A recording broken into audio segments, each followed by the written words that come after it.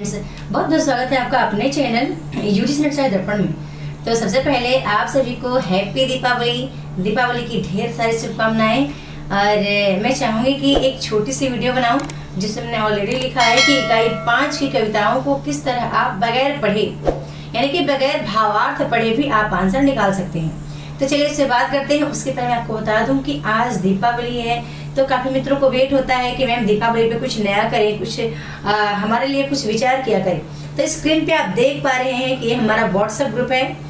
इस WhatsApp group में आज आप ऐड हो सकते हैं केवल 500 पे करके, ठीक है, केवल 500 पे करके आप व्हाट्सएप ग्रुप में ऐड हो सकते हैं, जहां आप देख पा रहे हैं कि आपको सारी चीजें उपलब्ध हैं। ठीक है, यहाँ पे टोटली आपको हमारा दिख रहा है, पूरे हमारे पीडीएफ आपको दिख रहे हैं। साथ में पेपर 1 का पीडीएफ भी मेरा आपको मिल जाएगा। जितने स्टूडेंट हैं वहाँ पे डेली व्हाट्सएप ग्रुप पे होमवर्क दिया जा रहा है। मॉडल पेपर भी यहीं पे दिया जा रहा है। पेपर 1 पेपर 2 दोनों का पीडीएफ यहाँ पे दिया जा रहा है, तो आप यहाँ पे जुड़ सकते हैं मात्र 500 पे करके। ठीक है, तो बिल्कुल आप विचार करिएगा। यदि आपको लगता है कि नहीं अभी लास्ट टाइम मुझे किसी के गाइडेंस की आवश्यकता है, तो आप जरूर इस विचार करिएगा। ओके, ठीक है, चलते हैं प्रश्नोत्तर की ओर। और ये पेमेंट आप केवल मुझे कर सकते हैं फोन पे, गूगल पे के माध्यम से। बाकी यदि आपको ऐप ज्वाइन करना है तो आज ऐप पर भी जाके आप पे कर सकते हैं। ये केवल ऑफर जो है आज 5 बजे तक है। ठीक है, आज ये ऑफर केवल 5 बजे तक है और ऐप पे भी आप जाके कर सकते हैं। तो ऐप पे आपको पता है केवल वो 1000 फीस ही है और बाकी मेरे को करेंगे तो 500 में आपको आप फायदे में रहेंगे। ओके, चलो ठीक है, स्टार्ट करते हैं अपनी क्लास को। अब मैं थोड़ा सा स्क्रीन को छोटा कर देती हूँ और अब मैं आपको दिखाती हूँ किस तरह से आप बगैर कविता के भावार्थ को पढ़े भी आप आंसर कर सकते हैं। ठीक है, हमारा पहला आंसर आता है यहाँ पे। पहला प्रश्न है कि चमक बीज घन गरज तरासा विरह काल कोई जीन गरासा। पंक्तियों में नागमती विरह के कौन से मास का वर्णन है। एक बात आपको पता है कि ज्येष्ठ और फाल्गुन में तो जो बिजली कड़कती है, ठीक है, बादल गरजते हैं, तो ये सब ये जो प्रक्रियाएं हैं ना, वो ना तो ज्येष्ठ में होता है ना ही फागुन में होता है। ठीक है, जब आषाढ़ का प्रथम मास आता है तब भी ये सब चीजें नहीं चलती। जब आषाढ़ स्टार्ट होता है तब भी ये सब चीजें नहीं चलती। जो विरह काल का ज्यादा विरह कब बढ़ता है, भाद्रपद में। ठीक है, भाद्र मास में। तो यहाँ पे आप थोड़ी बहुत आपको संज्ञान है तो भी आप आंसर निकाल सकते हैं। चलिए आगे चलते हैं। यहाँ पे हमारा 4 नंबर करेक्ट आंसर है। और आगे चलते हैं। अगला हमारा प्रश्न आता है कि आज किसी को वर्णन करने का अवसर नहीं मिला, यह किसने कहा। तो ये शायद आपने पढ़ा हो ना पढ़ा हो, ये कथन मेनिका का है। ठीक है, आप उर्वशी को मत लगाना। और यहाँ पे इसका जब हम कोर्स अभी क्लास में इकाई 5 पढ़ेंगे तो ये जो डाउट है मैं वहाँ पे आपका क्लियर करूंगी कि रंभा, मेनिका, उर्वशी, संयोगिता ये चारों हैं कौन। आगे चलते हैं कि प्रश्न आता है कि जय जय भैरवी असुर भयायुनि पशुपति भामिनी माया। अब आप यदि आपको पशुपति के बारे में पता है कि पशुपति किसको कहा गया है, ठीक है, तो आप करेक्ट आंसर लगा लेंगे। आपको पता है कि राधा कृष्ण को पशुपति नहीं कहा गया है, विष्णु कमला को भी नहीं कहा गया है, राम सीता को भी नहीं कहा गया है। पशुपति शिव और शक्ति के बारे में पशुपति शब्द का प्रयोग किया जाता है। ठीक है, आगे चलते हैं। फिर हमारा अगला प्रश्न आ जाता है, ये बड़ा फेमस प्रश्न है कि कवि विद्यापति ने वह संधि वाली नायिका के किन दो पक्षों के बीच द्वंद्व चित्रित किया है। तो इसका करेक्ट आंसर मैं लगाना चाहूंगी। आप चाहे तो वीडियो पॉज करके आप आंसर लगा भी सकते हैं। इसका जो करेक्ट आंसर है वो शैशव और यौवन है। और मैं चाहती हूँ अगला प्रश्न का आंसर आप खुद लगा पा रहे हैं, क्योंकि आंसर प्रश्न में ही आंसर, जैसा कि मैंने बोला है वीडियो में कि आज आप प्रश्न में ही यानी कि कविता की बिना भावार्थ पढ़े, यानी कविता की पंक्तियों के भावार्थ आप ना भी पढ़ेंगे तो भी आप पता लगा पाएंगे। किछु किछु उत्पत्ति अंकुर भेल चरण चपल गति लोचन लेल। विद्यापति के अनुसार नायिका के चरणों की चंचलता अब कहाँ गई है। तो करेक्ट आंसर है, देखो यहाँ पे लोचन लिखा है ना, लोचन ही यहाँ पे करेक्ट आंसर है, नेत्रों में। आगे चलते हैं। अगला प्रश्न आता है कि पहिल बदर कुछ पुण्य नवरंग दिन दिन बाढ़े पीड़े अंग। विद्यापति के अनुसार नायिका को विकसित होते वक्षस्थल में कौन पीड़ा दे रहा है। तो यहाँ पे करेक्ट आंसर जो है वो कामदेव है, कामदेव। ठीक है, 1 नंबर हमारा करेक्ट आंसर है। आगे फिर चलते हैं। प्रश्न आता है कि कबरी भय चामर गिर कंदर मुख भय चांद आकाशे। विद्यापति के अनुसार रमणी के समूह से भयभीत होकर कौन पर्वत कंदराओं में छिप गया है। तो यहाँ पे देखो आंसर आपको दिख रहा है। ठीक है, कबरी भय चामर गिरी, ठीक है, चवर गाय, ठीक है, चवर गाय के बारे में बताया गया है कि के समूह से भयभीत होकर और पर्वत कंदराओं में छिप गया है, ठीक है। तो यहाँ पे 2 नंबर करेक्ट आंसर है, 2 नंबर हमारा करेक्ट आंसर यहाँ पे है। आगे फिर चलते हैं, एक प्रश्न आता है कि तितल बसन तनु लाग, तितल बसन तनु लाग मुनि हुक मानस मन मथ जाग। तो इसका आंसर भी वही पंक्तियों में, ठीक है। जो यहाँ पे प्रश्न की जो पंक्तियां हैं यहीं पे ऑलरेडी ऐड है, तो हम देख लेते हैं कि हमारा जो करेक्ट आंसर है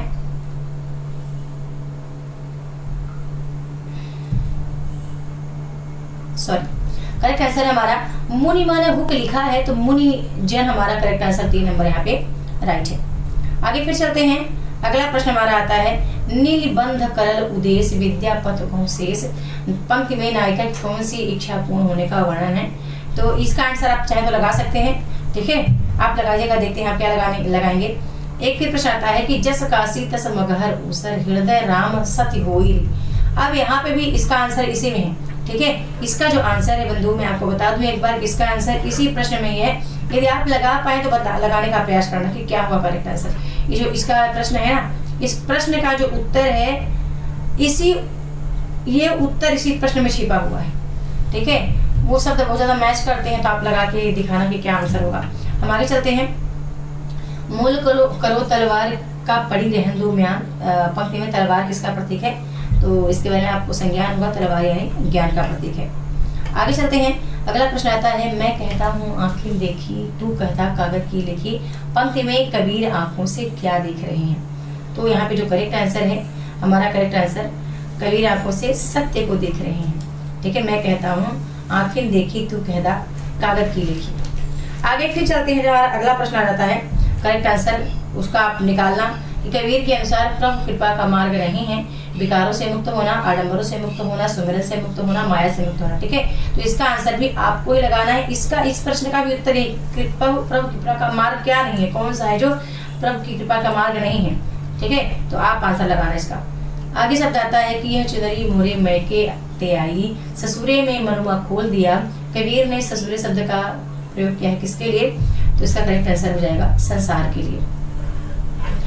आगे फिर चलते हैं, अगला प्रश्न आता है कि साची कहो तो मारन धावे झूठे जगपतिया ना। कबीर के अनुसार सच कहने पर कौन मारने को दौड़ता है।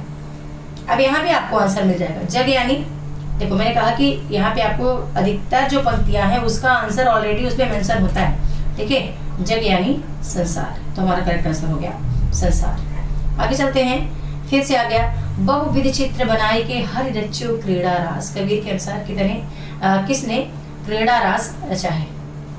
तो यहाँ पे देखो अब हरि किसको बोला गया है, ठीक है, हरि रच्यो क्रीड़ा रास। तो हरि किसको कहा गया है, हरि कहा गया है श्री कृष्ण को, ठीक है। तो यहाँ पे 3 नंबर हमारा करेक्ट आंसर हो जाएगा। आगे चलते हैं, फिर से दिन नहीं चैन रात नहीं ने दिया तलप के भोर भया।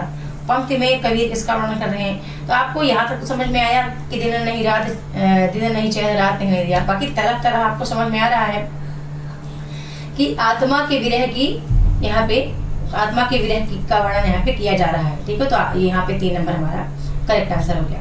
आगे फिर चलते हैं, कै हम प्राण तजती है प्यारे कै अपनी कर लेब।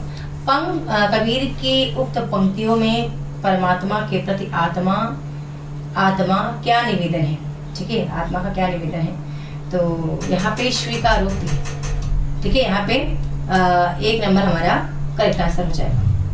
आगे फिर चलते हैं, और न कोई सुनी सके कै साईं के चित्त। कबीर के अनुसार विरह राग साईं के अलावा और किसका चित्त सुनता है, ठीक है। तो इसका आप बताएं करेक्ट आंसर क्या होगा। एक बार वीडियो को पॉज कर लें, क्योंकि वीडियो के आप एक बार पॉज करके आंसर लगाएंगे तो आपको ज्यादा अच्छा लगेगा, ठीक है। तो आप जरूर वीडियो को पॉज करके आंसर लगाने का प्रयास करें, और आपके हिसाब से आपने आंसर लगा लिया होगा। करेक्ट आंसर है साधक। आगे फिर चलते हैं, प्रश्न आता है कि हारी तो पिए की भई रे जीती तो पिए मोर। कबीर के अनुसार इन दोनों की स्थितियों में जीत किसकी है, परमात्मा, जीवात्मा, माया, चौसर खेल का। तो यहाँ पे करेक्ट आंसर कौन है, यहाँ पे करेक्ट आंसर हमारा हो जाएगा 2 नंबर जीवात्मा, ठीक है। हारी तो पी की भई और जीती तो पिए मोर, ठीक है। तो यहाँ पे केवल जीवात्मा के बारे में वर्णन किया जा रहा है। बहुत फेमस पंक्ति है, हमारी ननद निगोड़े जागी। कबीर ने ननद किसको कहा है? तो यहाँ पे करेक्ट आंसर है माया को। ठीक है, किसको कहा है? माया को यहाँ पे करेक्ट आंसर हो जाएगा। आगे फिर चलते हैं। काहे की तोरी बनी है चुनरिया, काहे की लागे चारों फूदन।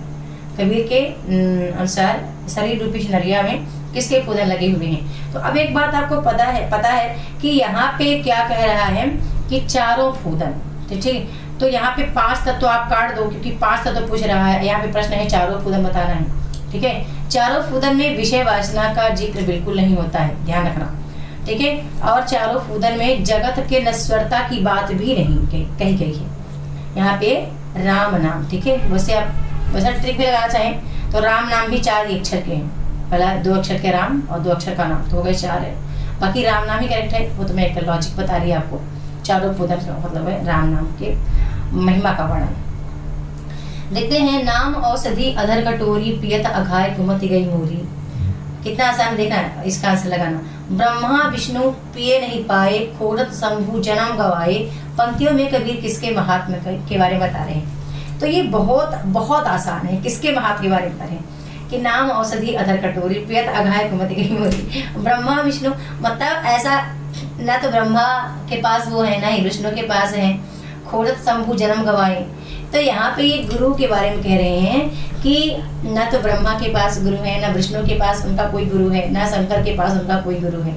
ठीक है, तो मैं आपको इकाई पास में आप बहुत डरते हैं कि मैं इकाई पास कैसे कर पाएंगे, बहुत कठिन आता है। लेकिन यदि इकाई पास के आप 100-200 प्रश्न भी कर लेते हैं अच्छे से पंक्तियों वाली, तो आप पेपर में भी खुद आंसर निकाल पाएंगे, क्योंकि वहाँ पे आंसर निकालना और भी आसान है। क्यों आसान है? क्योंकि वहाँ पे क्वेश्चन जो है एलिमिनेट करने का ऑप्शन रहता है प्रश्न, क्योंकि वहाँ पे कूट में है, तो आप ऑलरेडी एलिमिनेट करके भी आप करेक्ट आंसर निकाल सकते हैं।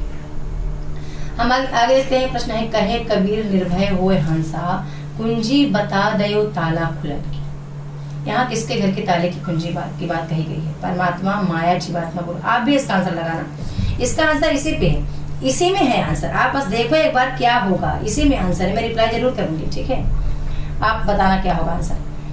अब ये कितना आसान है। अपनपो आप ही बिसरो। ठीक है, कबीर के अनुसार अपनापन किसने बिसरा दिया है? तो यहाँ पे अपनपो स्वयं के लिए बात हो रही है। तो स्वयं कौन है? राम भी स्वयं नहीं, जगत भी स्वयं नहीं, गुरु भी स्वयं नहीं, जीव स्वयं है। ठीक है, तो स्वयं यहाँ प्रॉपर्ली जीव के लिए बात कही जा रही है। आगे फिर देखते हैं। हर ले सुबह गयो नामा, जैसे के अनुसार कौन प्रिय का नाम हर ले गया? तो यहाँ भी आंसर इसी का है। सुबह आपको यहाँ मिल रहा है, हीरा मंतो, यहाँ पे करेक्ट आंसर हो जाएगा।